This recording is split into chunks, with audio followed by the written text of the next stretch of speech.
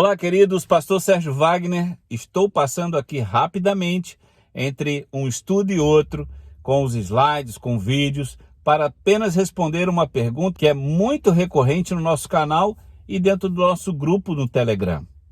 A pergunta é: como eu posso ter certeza da minha salvação? Dentro do seminário, salvação é uma doutrina. E como doutrina, há várias linhas de entendimento. Uma delas é de que Deus é quem escolhe quem vai para o céu e quem vai para o inferno. Essa é a famosa doutrina da predestinação. Não é o nosso caso. Nós não cremos assim.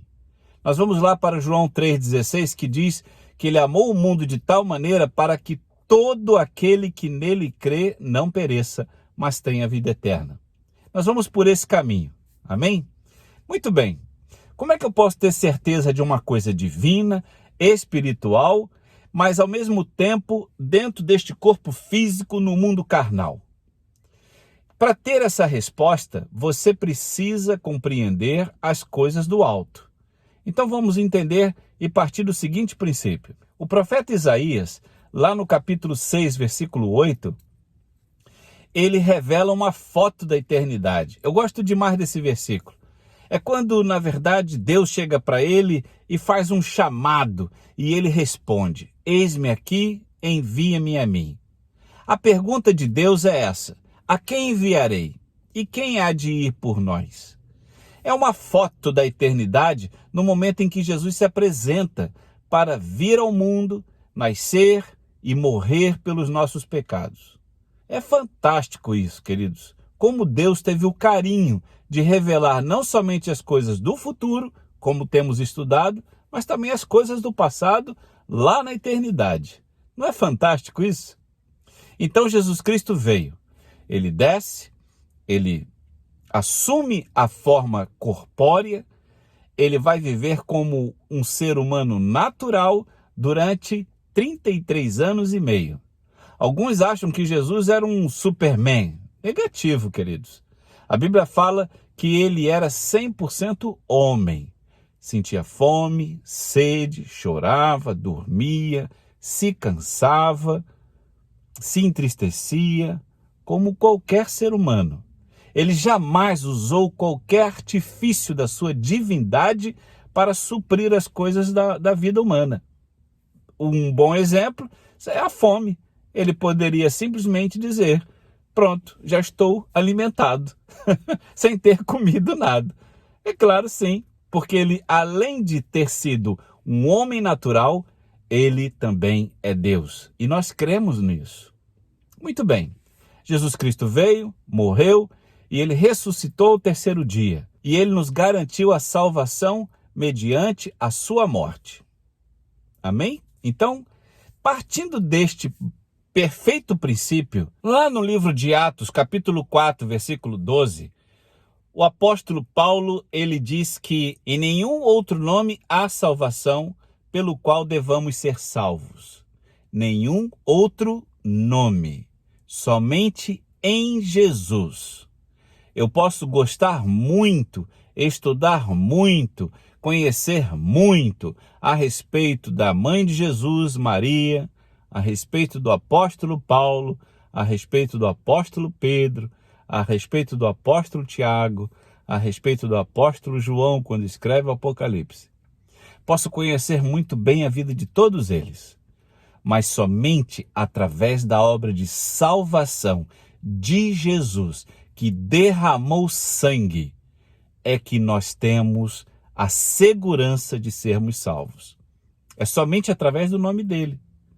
Então, se eu aceito Jesus como meu único e suficiente Salvador, não tem outro nome, eu não me dirijo a mais ninguém, eu não falo com mais ninguém, a minha oração, a minha reza não está direcionada a mais ninguém, somente a pessoa de Jesus, então eu tenho garantido por ele lá na cruz a salvação da minha pessoa, da minha alma.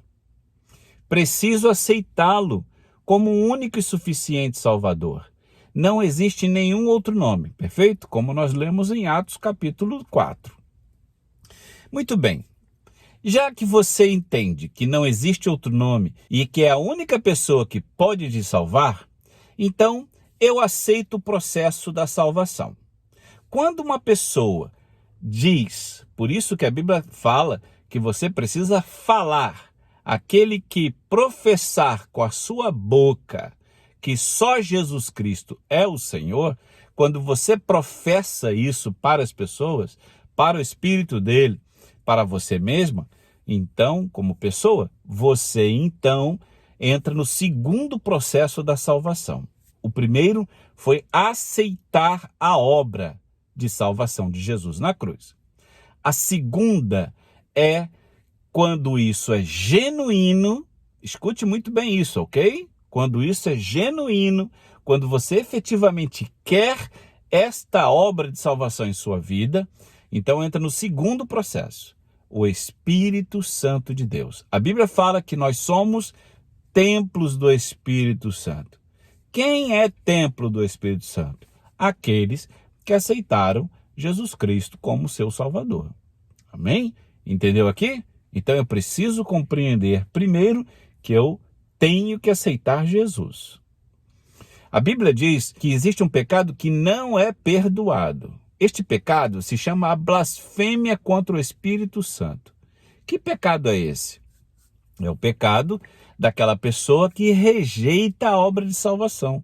Mas você imagina, lá na eternidade, Deus convocando, Jesus Cristo se apronta, desce, passa 33 anos aqui na questão das aflições da vida, no sofrimento, chega à cruz, morre, derrama sangue e o ser humano, abestalhado, desculpe a palavra, e diz: eu não quero saber disso.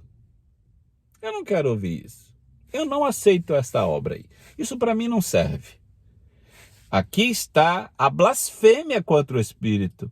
Diante de toda grandiosa obra, ele recusa simplesmente. Então este pecado não tem perdão.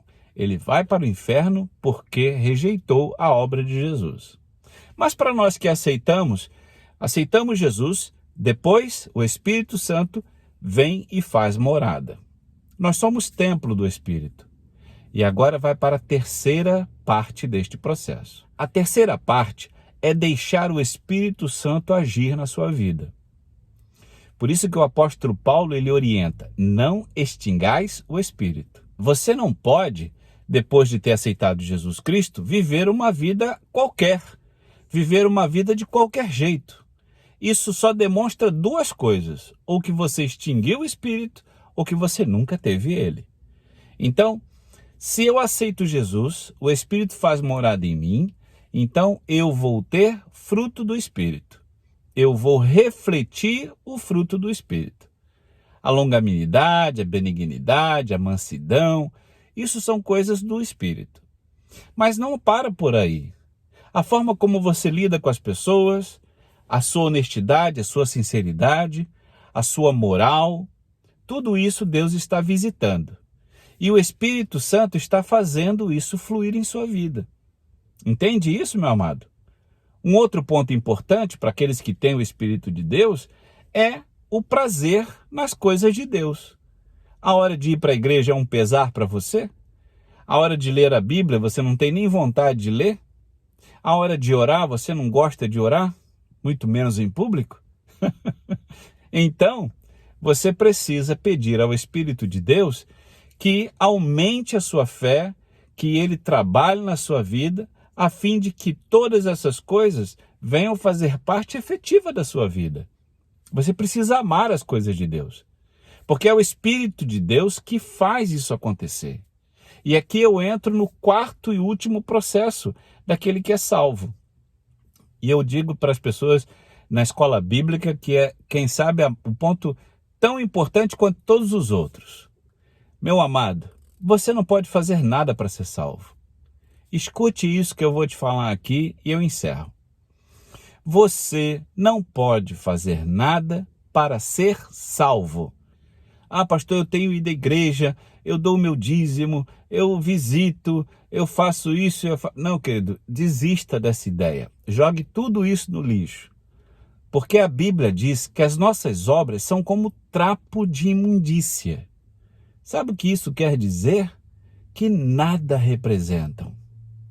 Então, e agora?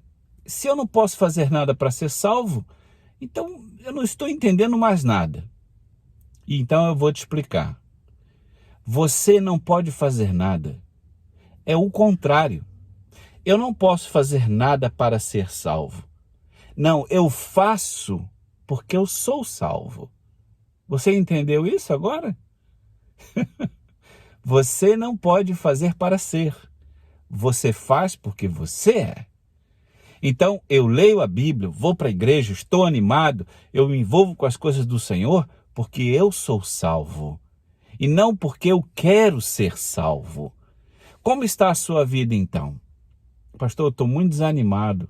Querido, então você precisa orar e pedir ao Espírito Santo de Deus que te dê o ânimo, que te anime, que te fortaleça, que te oriente, que te mostre as coisas dele, que te dê gosto pelas coisas dele, que você ame as coisas dele, que você sinta prazer de estar na casa de Deus, de ler a Bíblia, de estar nas reuniões com as pessoas. Eu sei que nós estamos num momento difícil, não se pode ter aglomerações, mas que prazer é estar na casa dos irmãos para ler a Bíblia, para orar com eles, mesmo que seja 2 ou 3.